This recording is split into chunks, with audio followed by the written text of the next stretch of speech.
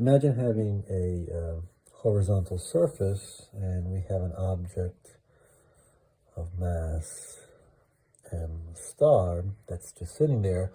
The surface is frictionless, and we throw at this object some sticky stuff that collides with the object. Let's say that the mass of the sticky stuff is also m star, and it collides at speed v naught and sticks to this object, and then they move together and they eventually compress a spring,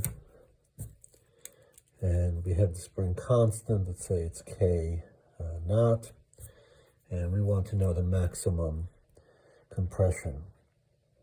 So x, what is the x value? What is the compression of the spring? So in the collision, we had momentum conservation. So P conservation looks like m star v naught. That's the horizontal component of the momentum before the collision. And just after the collision, we have total mass 2m star and some v. And so that v after the collision is, of course, v naught over 2. And so we will now compress a spring, and so we'll take the energy that's in the system after the collision, and that all goes into spring potential energy.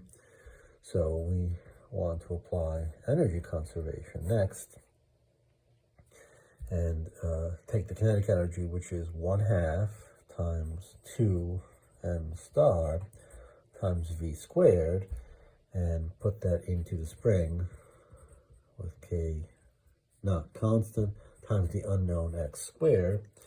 That's the form of the energy stored in the spring. And so let's replace this v with this. So here we have m star. We square this v, so we get v naught squared over 4, and that's what's equal to 1/2 k naught times the maximum compression squared. It's the maximum compression because there's no longer any kinetic energy left. So the maximum compression x is equal to m star v naught squared over k naught times 2 square root.